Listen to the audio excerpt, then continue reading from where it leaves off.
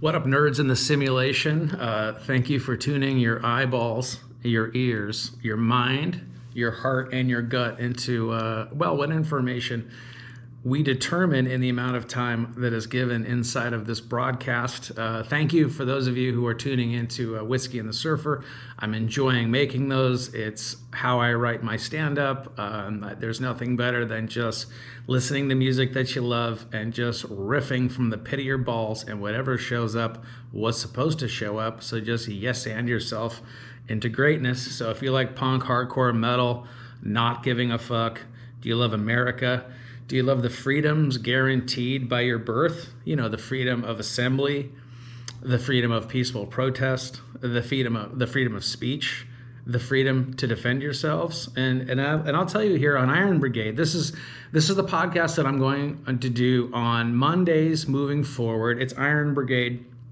It's an American-centric, it's a human-centric, it is an anti-state-centric podcast where we are going to do some sense making based on the nonsense that's being shown to us by the same media that is selling, quote unquote, the ministry of truth, quote unquote, mostly peaceful protests.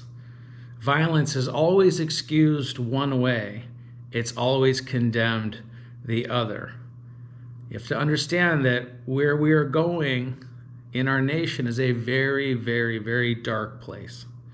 And so what you can do, and what I would implore you to do, is when you're watching the news or you're engaging in content, that put a Pollyanna filter on it. Everything's positive, everything's great. But then also at the same time, if you can hold two thoughts in your mind in the same way that, yes, pure optimism, pure positivity, pure golden age, then you should be able to steelman the argument against that. And if you can steelman the argument against the golden age, against optimism, against Pollyanna, then you be able to create a scenario that is very dark, that is very dystopian, that the human sovereignty does give way to the state powered by artificial intelligence. And because artificial intelligence knows us better than we know us, they know our thoughts before we can think them. If they know our thoughts before we can think them, then they know our actions far, far, far in advance. So for those of us of faith, God loves us. Boom, here we are. We didn't choose to come into this form. I didn't choose to be a fucking good-looking white dude. None of us did. Swung on a drive. Thank you. All right? None of us chose the aspects of our birth. So to find yourself in a culture where the very aspects of your birth are being used against you should put up a quick defense to say, well, this doesn't seem like the game in itself is the fair play that America promised me in the standpoint from the state of equality. When you look at what's happening through the standpoint of equality, what is glaringly off in the horizon is equity. And so here we are in the United States of America as equals. Equal time, equal ability to build up this nation, equal ability to destroy this nation, equal opportunity to listen, to understand, and to give to each other, and equal opportunity to steal from, destroy, and ruin the other. Again, if you're doing the destroying, if you've decided that you have a political enemy that you are here to destroy, and that is in your very nature, and that's who you are and what you're doing, and the media says it's okay, and your government says it's okay, that's how we get to the point throughout our history of a genocide. the othering of people through Mao's revolution, through Lenin, Stalin, and Hitler. It was the othering. It was the in World War II, it was the slow encroachment of these people are not us, therefore they are dirty, therefore they are a danger, therefore they must be removed. In Mao's China, these are folks who are not hip to what the newest thing is. They're not in the youth culture. They must be removed. Through starvation, through money manipulation, through propaganda, they take a water-based creature like you and I, fill their heads full of nonsense, and then get them to war with each other. And while those of us blue-collar working types who are watching your dollar devalue minute after minute are then shown, the chaos in the streets of people arguing and fighting, and more fistfights in baseball than I've ever seen. Peaceful protesting. Okay. I like when somebody throws a Molotov cocktail at a building and they say, well, the fire just happened to start. Oh, did it? Did it? Again, one side paying for, controlling, and condoning the violence against the other side that they've deemed to be an enemy. You're a Russian collusionist. You're unvaccinated. You don't wear a mask. You love your country. You fly your flag. All of this should be, the hair on the back of your neck for those of us who have studied history to see that. Now we have to reframe two other scenarios in mind. The positive Pollyanna scenario that says, sure, our homeland is being invaded, externally and internally eroded. But what is happening is the exposition of this invasion is just so absurd. It's so obscene that everyone can see it. And obviously there has to be someone who's coming together to put together a plan to stop it and return to American normalcy. But the dark pessimist side of, two movies, one screen, where you can see that the process going the other way says, well, the election was the way that the election went. The purposeful devaluation of the dollar is the way that it's going. The limiting of resources of money, food, and water is the way that it's going.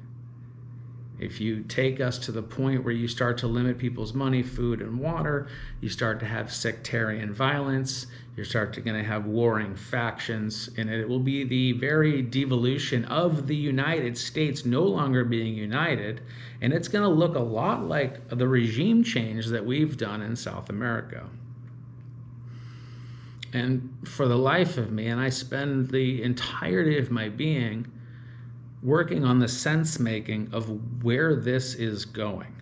If indeed the money and the food is purposeful, if indeed the violence is purposeful, if indeed one side always excuses their violence against the other, then you just kind of have to, connect the dots as they connect. So I've been limiting my phone time. I've been limiting my headline and newsfeed time. I don't know if a lot of you folks pay attention to Tim Ferriss, but he said, and I said this on Whiskey and the Surfer last week. And again, if you want to go to whiskeyandthesurfer.com, it's freewheeling. There's no rules. It's just a riff. It's an improv. There's no notes. Whatever pops into my head gets said. Whatever the lyrics are is who I'm talking to, and we're off to the races. We're going to have a great time. But in this sense, in Iron Brigade, we're going to put on some different steelman hats about the scenarios that we find, and we're going to give a couple different potential scenarios of the outcome. Because if you're paying attention to what's going on, to the information that's being provided to us, especially in the corporate media will always allow violence. because they need it for ratings. It doesn't matter if it's a somewhat peaceful protest in front of a judge's house. It doesn't matter if somebody had a car accident that may or may not have ran down 40 people at a Christmas parade. They will always excuse it because it benefits them politically, and it benefits them in the ratings. Now, what this is doing on the other side is, those of us who are watching this and going, man, that just doesn't seem right. It's getting us on our guards. It's getting us to go and say, well, let's get local. Let's work with our school boards. Let's get a city council seat. Let's run for mayor. Let's get very politically, socially, and locally active. And then who's there to meet you? The FBI that says, well, why are you getting so localized? Are you an extremist? Again, it's one side will be allowed to steal food from the other. One side will be allowed to assault the other. One side will be allowed to demonize the other as Russians, as extremists, as terrorists, as domestic terrorists, as misinformers, as malinformers, as disinformers. Whatever the slur of the day is, okay, you're a disinformer, you're an anti-masker, you're an anti-vaxxer, you're a nationalist, you love America, how dare you fly your flag, don't you know what that means? Blah, blah, blah. Gross. So what we're going to do today, and getting back to the Tim Ferriss point, what Tim Ferriss told us is that the amount of news, because mind you, what can we do about the news that we're getting? Can you physically do something? I watched, let me back to the beginning.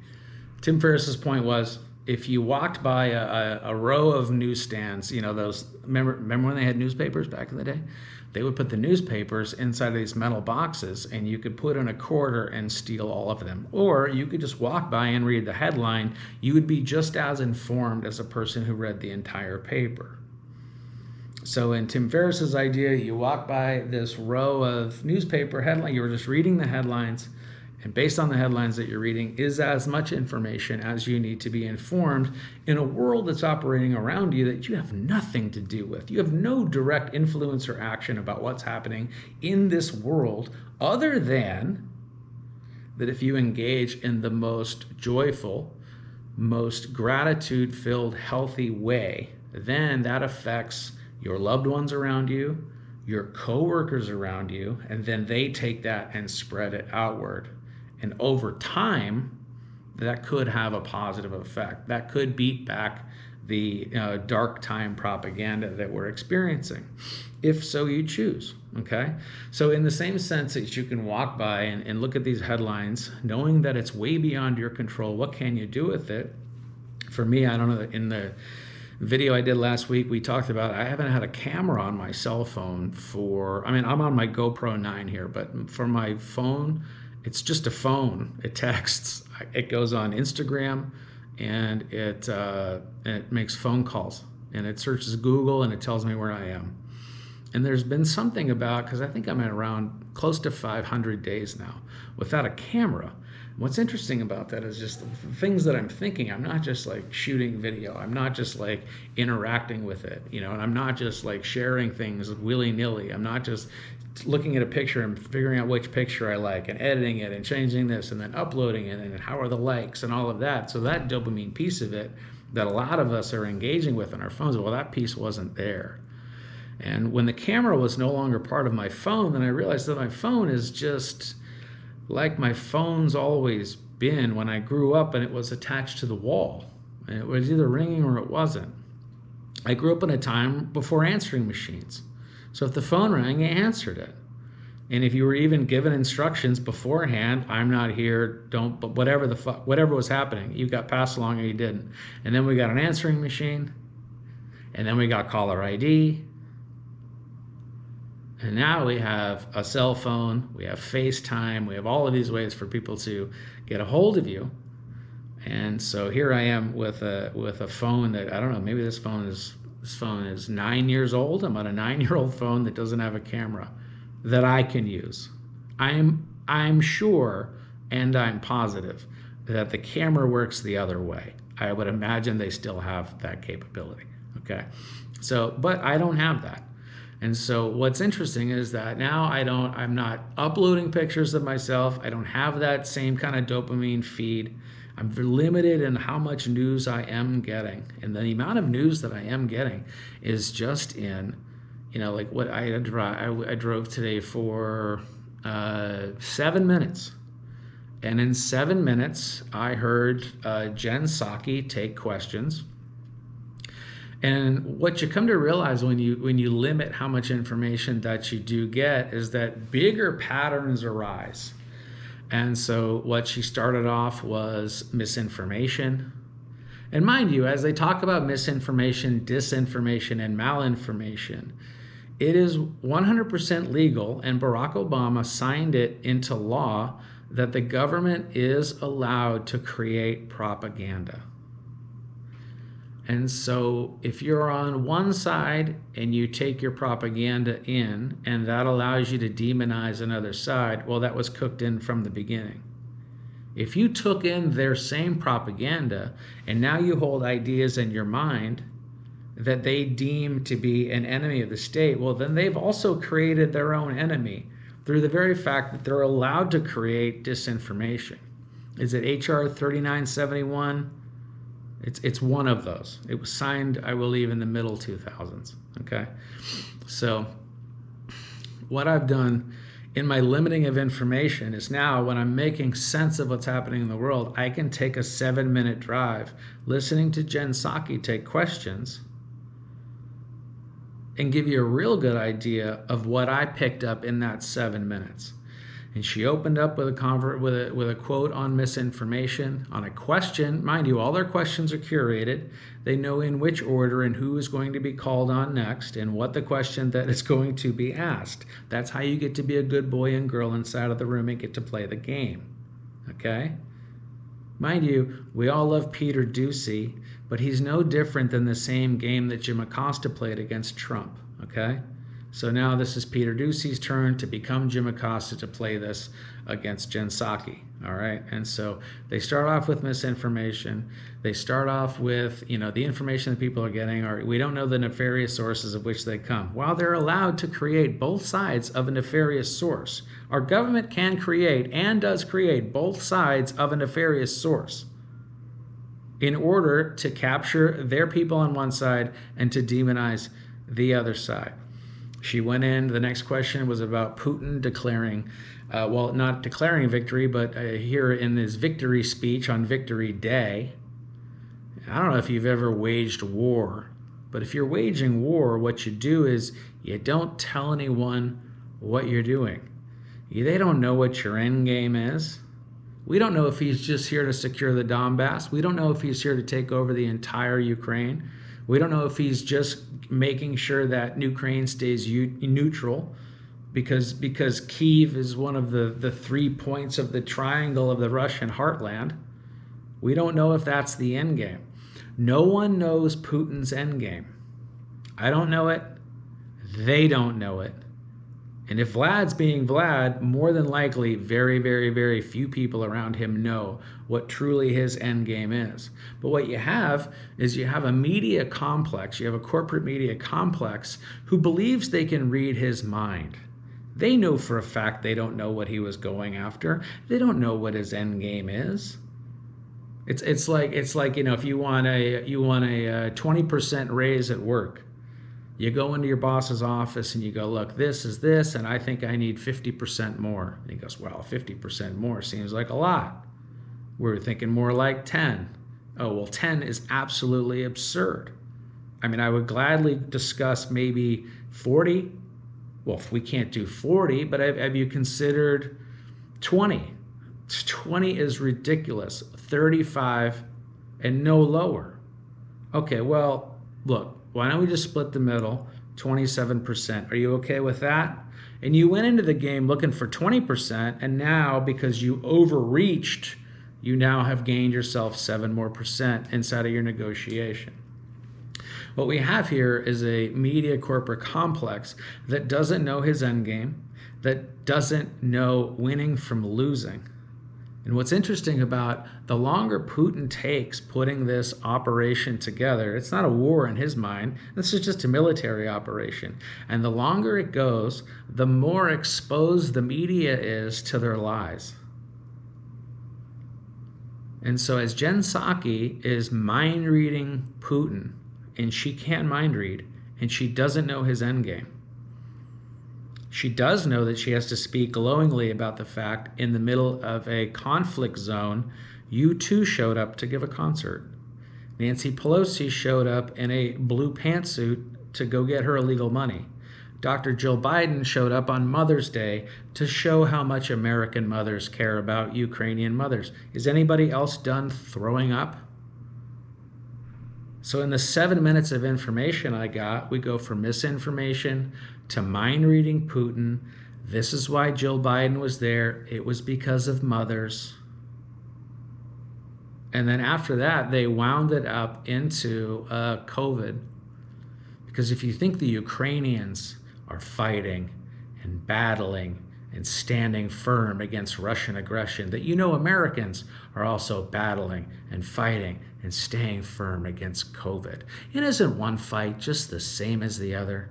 Isn't the fight that Ukrainians have for their own sovereignty in the face of a warring and invading nation just as powerful as those of us who did the right thing and fought against COVID by listening to every single thing the government told us? And in my 7 minutes of information, you get to see a narrative. That is, this is what is happening in our eyes as the central government. This is what our media will parrot and tell you the same. If you believe differently, then your brain is diseased, that your ideas are diseased, that you are the othering that will be othered. And that's a scary, scary point for those of us who are just making sense out of the information that's being presented to us. Most of it from the people who are also demonizing us. Beyond that, did you watch 2,000 Mules? I watched it twice. As scary as I thought it was of Edward Snowden revealing how much spying the NSA and the government was doing on our phones, we now know that that same phone information through geo-tracking you can just buy. What did you do today? I'll give you my entire day, all right?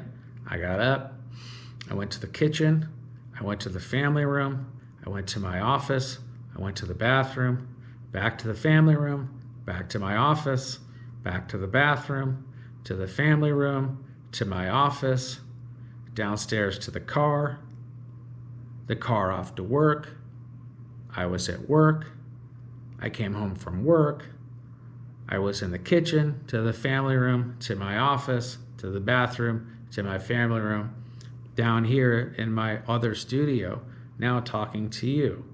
Now, because my phone was with me the entirety of that time, they now have the opportunity to know what I did today based on just the pings and where my phone was as it went around my day. Now, if I do this same trip 6-7 days a week, it starts to look like a pattern of what someone's life looks like. Oh, this is a dude who walks around his house, he goes to work, and then that's it. That's what his life is. He goes out and does stand-up, he goes out to eat, whatever, okay? At the same time, Dinesh D'Souza put together this geo-tracking in this movie, quote, 2,000 Mules. And on the last Whiskey and the Surfer, I had not yet finished the movie.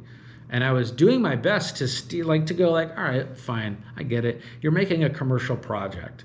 There's money to be made in this story. Well, then give me a reason why I can just shit on it and say that the fact that you're just out for the dollar and you're not out to actually secure an election was the end game in this. But as much as I worked on steel manning against this movie, what is known, is the damning information of geofencing and geolocation. And so if it's happening on my phone, it's happening on your phone, it's happening on all of our devices, and it's happening on the phones and the devices of the people who were paid through Zuckerberg and all the folks who invested. Remember, they invested in the name of COVID relief. Well, the majority of that money went into this mule operation. And so what's very interesting is I watched an interesting documentary on how they make fentanyl, how the cartels make fentanyl. They get the chemicals come from overseas, they drop them off a ship, a smaller boat comes and picks up the chemicals, they drop them to another boat, they pick them up, take them to land, they get driven to a stash house, they hang at the stash house for a day, somebody else comes and picks the stuff, they send it to the chemist is going and he's making the fake fentanyl. Now they're taking the pills, they're sending them through the network into the United States. And it's no different than all of the central funding coming into an NGO, all right? And these organizations that are working on behalf of voting or whatever grassroots organization that it is, they're going around and getting ballots that are either never been filled out, sent to a dead person, being paid for, being photocopied, scanned. They're either real or they're not real. And then they go ahead and take, 3-5 ballots. They give it to one of these mules. They drive over and they go to one drop box. They go to another drop box. They go to another drop box. They drive to another NGO. They pick up more ballots. They do another drop box, another drop box. They go to another NGO. And through the same way that I walk around my house, I go to work, I come home, now we have the geofencing location data that shows what these people did day in, day out to the months leading up to the election. He called this movie 2,000 Mules because for the threshold, in order to be considered one of the 2,000 mules, you had to visit 25 drop boxes in a day, where you're dropping off, they estimated 5 ballots per drop box. There's video of all of it. There's 4 million minutes of surveillance for the people who are running this operation, on top of the geolocation data as you watch these people put in a track. Why were they voting at 3 o'clock in the morning? That's a good question. We should probably all get the answer to. All right. But in this movie, you see how, in the same way that the cartels are running fentanyl, and it's a very touch-on, touch-off, very decentralized operation from a centralized funding source. And that's the same thing is in this vote rigging. And mind you, it's called 2,000 Mules because you needed 25 drop boxes a day in order to be considered to become part of this investigation that this movie is based around.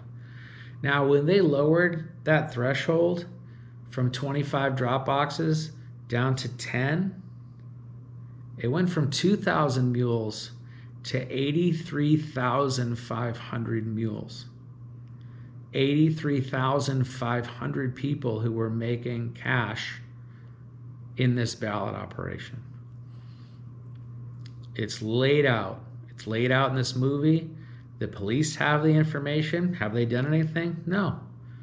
The rhinos, the GOP have this information. Have they done anything? No. Why not? Because there's no crime being committed? Because they don't have enough resources? Because no election in our lifetime has ever been fair?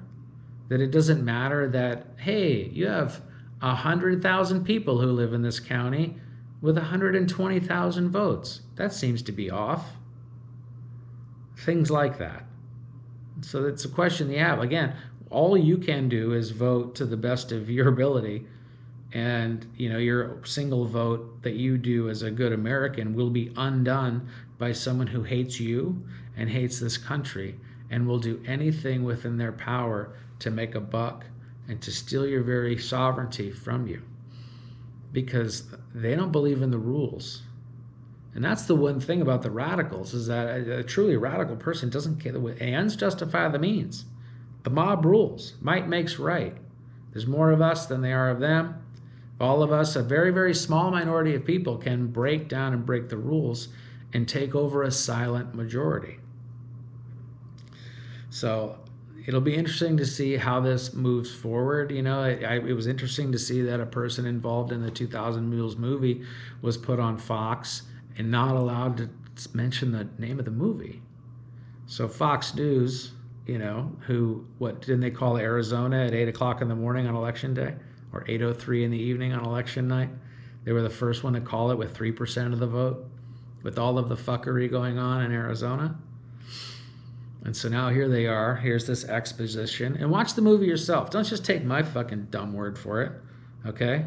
Sure, I haven't been wrong about any of this shit for 20 years. It doesn't matter, okay? Take the time to watch this movie yourself. And if I'm missing something, I did my best to steel man against this movie, all right? I could not come up with any plausible scenario, any best practice, any reason why this would be okay. Oh, well, they were just delivering family members' ballots. Yeah, wearing rubber gloves the day after someone else got arrested because their fingerprints were on a ballot. These same mules were filmed day in, day out delivering ballots. And all of a sudden, on a day in December, somebody in Arizona got busted. And they got busted because their fingerprints were on a ballot. And the next day, the mules were all wearing gloves.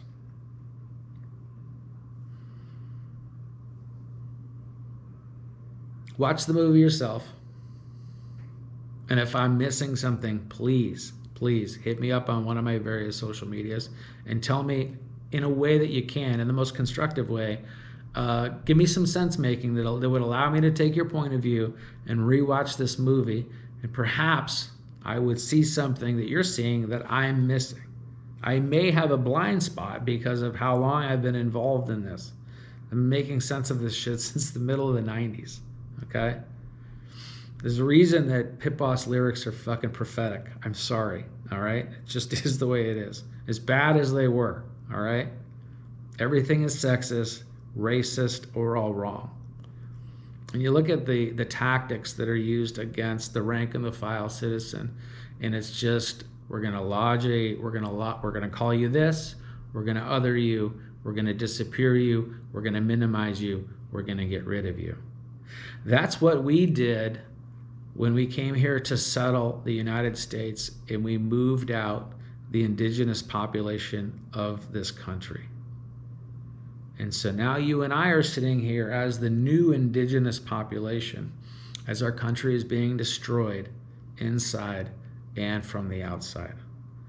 And so if we go back and look through, First Nations history, it was the fact that they didn't stay true to their roots, their spirituality, to their land, to their family units, to their tribe, to their language, to their way of life, that they were enamored by the cool things that were being brought in by the settlers, that they were wooed in by, booze or whatever information that was given to them that got them to choose against their own best interests. And that same thing is being done to us, until you make the choice that say it's no longer working.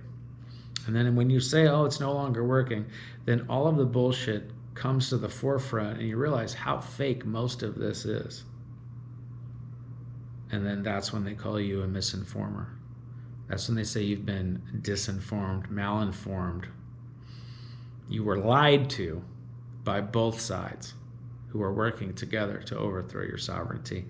And I'm gonna end on this, and I'm still working to make sense of why Donald Trump has backed Dr. Oz in Pennsylvania.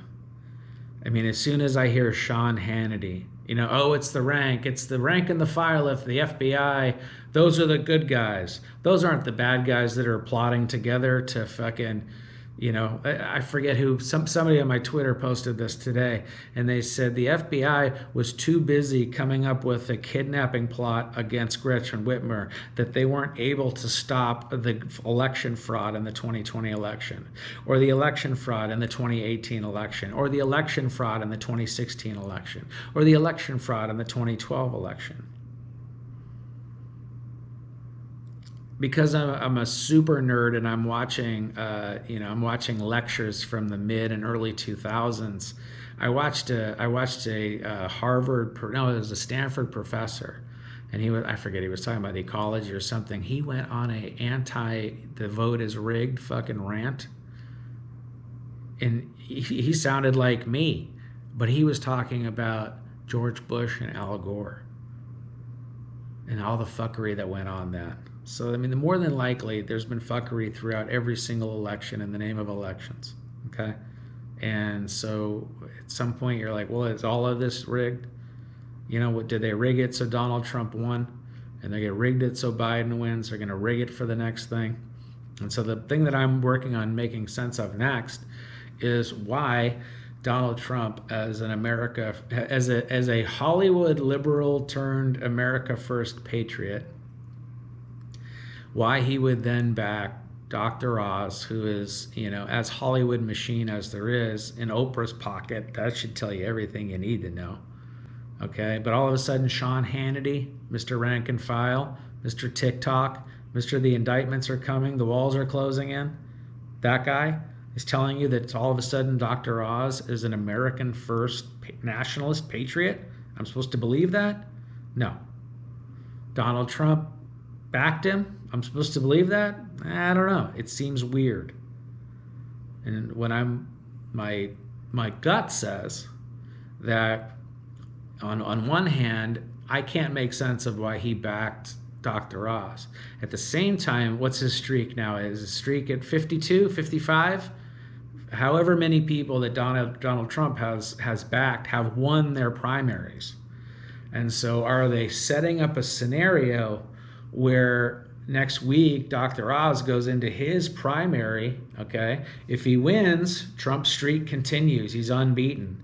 But if he loses, if Dr. Oz loses this primary, now you have the media who hates Trump and they hate everything that he's about. They're now going to celebrate that Donald Trump is not the kingmaker that everybody says that he is. And as they shit on him for this, what they're truly shitting on is a Hollywood machine person, ultimately shitting upon themselves. And it'll be fascinating to see how this works out. And since we're going to tune in every Monday and make sense of this on Iron Brigade, we'll be able to watch this stuff. All right. And for those of you who like the rock riff and the fucking, you know, let's pull our dicks out and have a good time on Whiskey and the Surfer, then we'll talk to you tomorrow. Okay. Because I've got dynamite music coming up this week, Tuesday through Saturday. All right. whiskeyandthesurfer.com. Thank you. God bless you. God bless America. Thank you. Thank you. Thank you. Support the show by telling your friends about it. Okay, YouTube doesn't always let my stuff on there. When they do, I'm glad when they do. I'm happy to get the views that I get. I'm happy to get the listens that I get. And just the very fact that I'm able to come here and just get this information off my spirit and just deliver it to you. And then if you can make better sense of it than I am making, please let me know what I'm missing. Give me a way to look at this that's different than the way that I'm looking at it right now. Because what I'm experiencing is we are in the middle of a home invasion. And the robbers are saying, yeah, this stuff used to be all yours. Yeah, you used to be free. Yeah, but there's a new sheriff in town. Now sit over there with your hands tied behind your back, blindfolded, while we take over and present you a new reality. God bless America.